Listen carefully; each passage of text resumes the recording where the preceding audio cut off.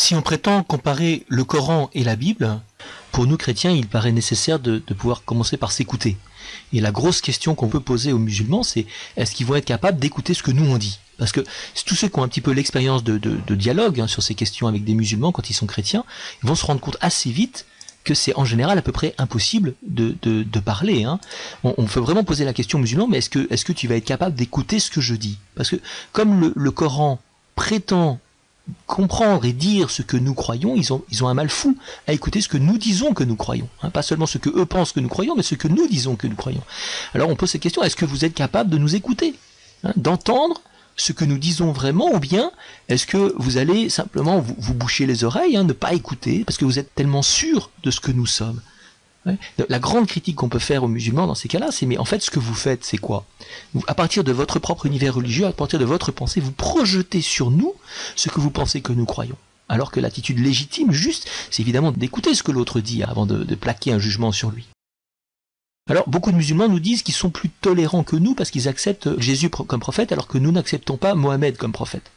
D'abord, on n'est pas forcément d'accord pour dire que Jésus est un prophète, ne serait-ce que ça, mais en plus on peut dire aux musulmans, mais nous faisons l'effort, et depuis bien longtemps, de comprendre ce que vous croyez, d'essayer de comprendre ce que vous croyez à partir de ce que vous dites et non pas à partir de ce que nous pensons. Vous avez ici un logo du Pisaï, qui est l'institut pontifical à Rome, du pape, d'islamologie. On a vraiment une discipline pour essayer de comprendre ce que les musulmans pensent d'eux-mêmes.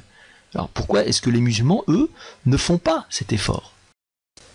Alors nous chrétiens, face à cette façon que les musulmans ont de projeter sur nous leur propre vision de la religion, leur propre vision de l'écriture, on a envie de rappeler cette règle d'or fondamentale, ne fais pas à ton prochain ce que tu ne veux pas qu'il te fasse. Et pour l'illustrer, on pourrait dire aux musulmans, on peut faire la même chose.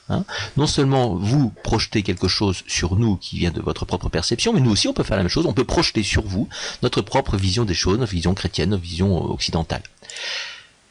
Alors par exemple, on a une première chose qu'on pourrait souligner, c'est que on sait que dans le Coran, il y a des versets qui se contredisent. Vous voyez, des versets on a l'impression que Dieu change d'avis. Ce qui est particulièrement bizarre quand on sait que le Coran est censé être une parole éternelle qui vient d'auprès de Dieu. Qu'est-ce que ça veut dire? Dieu change d'avis alors que c'est une parole éternelle. Alors peut-être qu'il y a une science de l'abrogation dans l'islam qui est sûrement complexe. Enfin, de l'extérieur, reconnaissez que c'est quand même assez curieux. Mais il y a quelque chose qu'on pourrait considérer comme encore plus inquiétant de l'extérieur. On sait que le Coran, d'après la tradition musulmane, aurait été récité à Mohammed pendant une période d'à peu près une vingtaine d'années, en deux lieux différents, d'abord à la Mecque, puis à Médine. Quand il est à la Mecque, il est en position de faiblesse, et à Médine, il est en position de force. On peut faire un travail, toujours d'un point de vue extérieur, en dehors de la tradition musulmane, pour montrer que il y a des sourates de tons différents entre la période mécoise et la période médinoise, une sorte de durcissement qui semble apparaître quand Mohammed est en position de force à Médine. Et je vous mets ici une sourate médinoise où il est question de tuer les associateurs. Alors, tuer les associateurs, quand on sait que les chrétiens sont tout de même manifestement identifiés à des associateurs au long du Coran, un certain nombre de reprises en tout cas, on peut se poser des grosses questions sur la manière dont l'islam considère les non-musulmans et en particulier les chrétiens. Ça peut nous faire un peu peur. Est-ce que l'islam est une religion tolérante? Beaucoup de musulmans occidentaux semblent nous prouver que l'islam peut être une religion tolérante. Mais est-ce que c'est le cas dans le monde entier? Est-ce que c'est le cas de l'Arabie Saoudite? Est-ce que c'est le cas du Pakistan? Enfin, d'un certain nombre de pays où l'islam est majoritaire. C'est pas évident du tout. Et donc de l'extérieur, on voit bien qu'on peut calquer une image, plaquer une image extérieure de l'islam qui est pas du tout à l'honneur de l'islam.